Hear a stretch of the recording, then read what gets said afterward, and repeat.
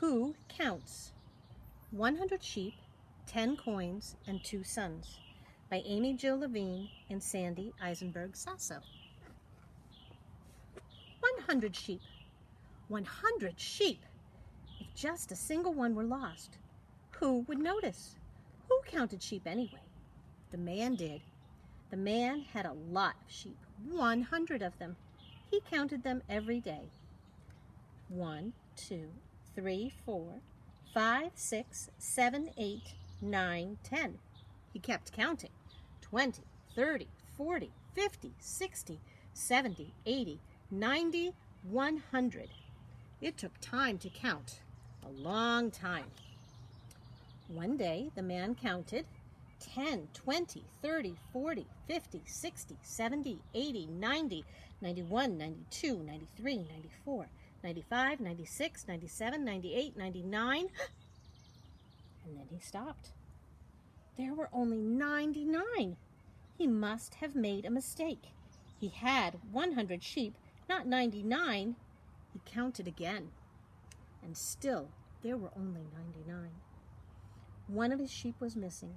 He was responsible for all the sheep, all 100 of them. Immediately, the man went to look for the lost sheep. He walked and walked, but he saw nothing. He kept walking. He looked to the left, nothing. He looked to the right, nothing. He walked and he listened. Still nothing. Then he heard it, a bleating sound. He ran towards the sound, and there she was, the lost sheep. He had found her. She was too tired to follow him home, so he lifted her on his shoulders and carried her. He was so happy to have all his sheep together that he invited everyone to celebrate. Some people said, "What's so wonderful? It was only one sheep. You had 99 others." The man smiled. "One sheep makes a difference. Without her, something is missing, and now my flock is complete."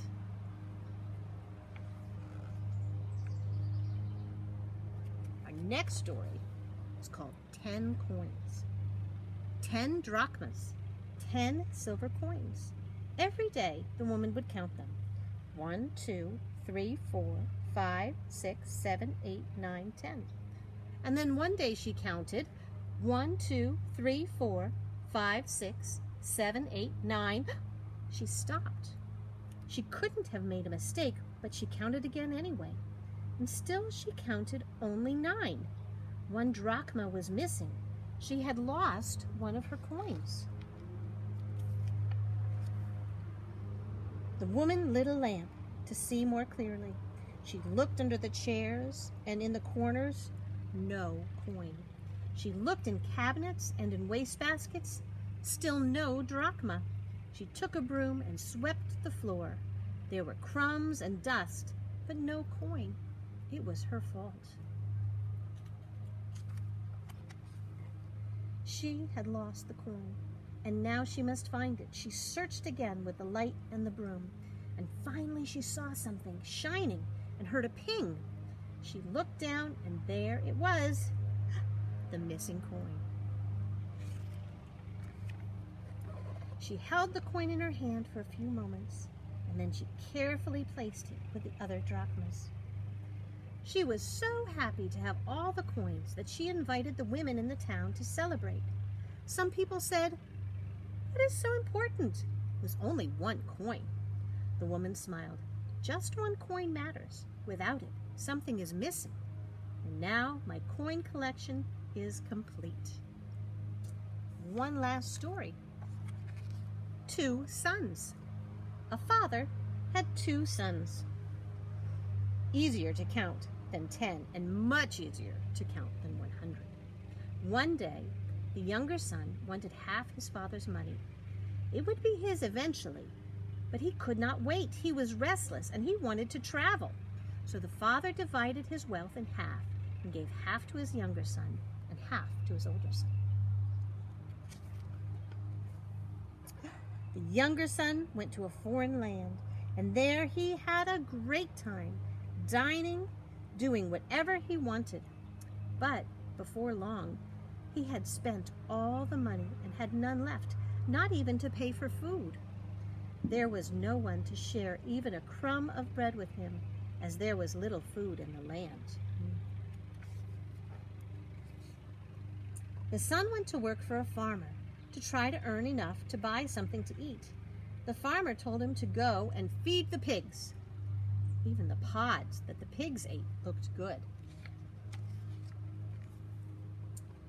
Finally, the son was so hungry and tired that he decided to return to his father. But he wasn't sure what to say. How could he tell his father that he had spent all that money? His good pants were torn, his shirt was stained, his fancy shoes had holes. He thought, I will tell my father that I made a big mistake. I will say that I am sorry. I will offer to work hard to earn money. The young son returned home.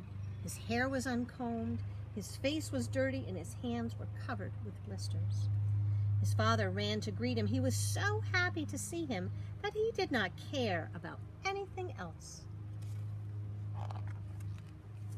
Instead of making his son earn money for clothing and food, he gave him a new coat, new shoes, and even a new ring. Then he invited everyone to his home to celebrate.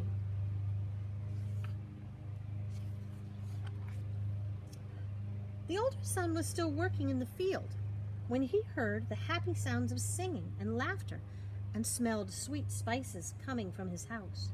He wondered what was happening. He stopped one of the neighbors who was heading to his house and asked, "What is going on?"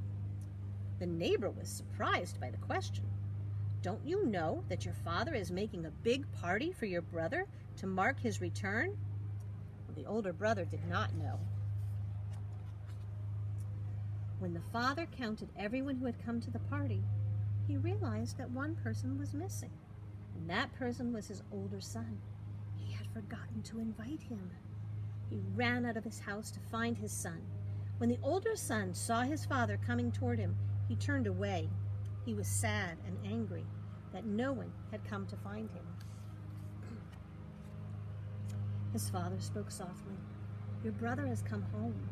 I invited all our friends to celebrate with us. You must come and be glad with us." He tried to hug his son, but his son folded his arms across his chest. The older son finally said to his father, "I have been with you all the years that my brother has been away. I did not waste your money. I did everything you wanted me to do. I never left you, but my brother did. And then you make a big party for him. You never had one for me. You didn't even invite me to his party." The father thought, "I have two sons. 1, 2. I paid attention to my younger son, but I discounted my older son. I didn't realize that he felt lost." The father took his older son's hands in his own. "Please, come and join the party. I love you. All I have is yours. Come and be with me and with your brother. I have 2 sons." He counted 1, and he pointed to the house where his younger brother was celebrating. He counted 2, and he put his arms around his older son. "Without you," he said, "something is missing. Without you, with you, our family is complete."